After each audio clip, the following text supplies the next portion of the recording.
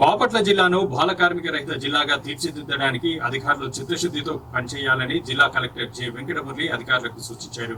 శుక్రవారం కలెక్టరేట్లోని కలెక్టర్ ఛాంబర్లో బాల కార్మికుల నిర్మూలనపై అధికారులతో జిల్లా కలెక్టర్ సమీక్షా సమావేశం నిర్వహించారు.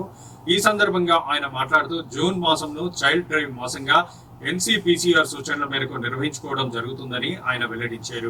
2009వ సంవత్సరంలో విద్యా హక్కు చట్టం ప్రకారం 14 సంవత్సరాలలోపు పిల్లలందరూ విద్యాభ్యాసం చేయాలని పార్లమెంట్లో సవరణ చేయడం జరిగిందని ఆయన తెలిపారు.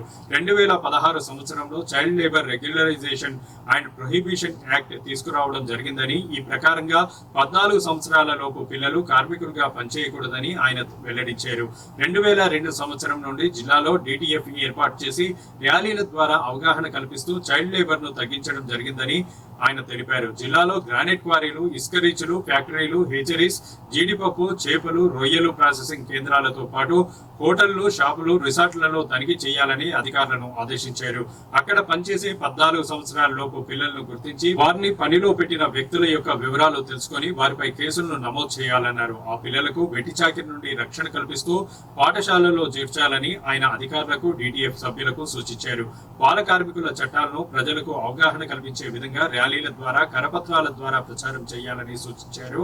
ప్రజలు ఎక్కడైనా బాల కార్మికులను గుర్తించిన ఎడల 1098 టోల్ ఫ్రీ నెంబర్ కు ఫోన్ చేసి వివరాలు తెలియజేయాలని ఆయన వెల్లడించారు.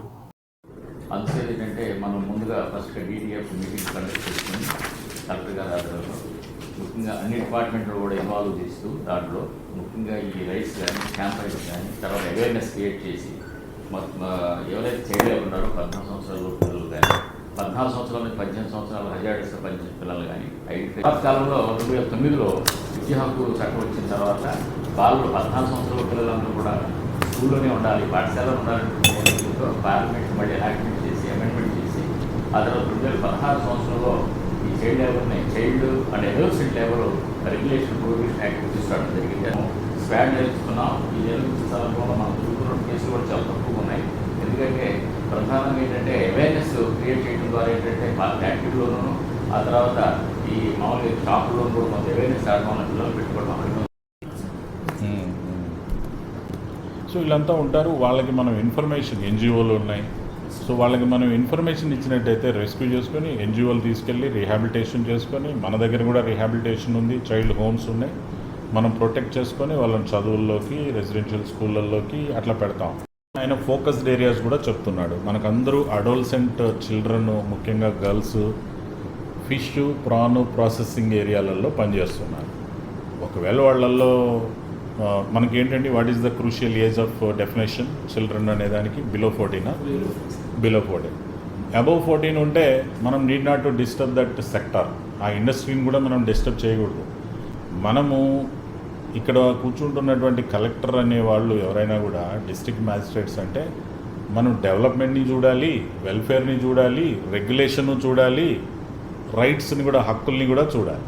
అట్ ద సేమ్ టైం ఆయన చెప్పారు స్టోన్ అండ్ క్రషింగ్ ఇండస్ట్రీ అనేది కూడా ఒక వల్నరబుల్ ఇండస్ట్రీ ఉంది, అండ్ స్పిన్నింగ్, జిన్నింగ్ అనేటివి కూడా వల్నరబుల్ ఇండస్ట్రీ ఉంది. అట్లానే ఆయన మర్చిపోయారు టొబాకో కూడా ఉంది మన దగ్గర. టొబాకోకి ప్రాసెసింగ్ సెంటర్లన్నీ ఉన్నాయి. సో దాన్ని కూడా ఒక ఇండస్ట్రీ తీసుకోవాలి, స్టోన్ అండ్ ఇది తీసుకోవాలి, స్పిన్నింగ్, జిన్నింగ్ని కూడా తీసుకోవాలి, మన ప్రాసెసింగ్ యూనిట్స్ని తీసుకోవాలి. అట్లానే మన ఇతర ఏదైనా సింథైట్లో కానీ అట్లా కెమికల్ ఇండస్ట్రీస్లో కానీ ఏమైనా ఉంటే వాటిలో కూడా చూడాలి.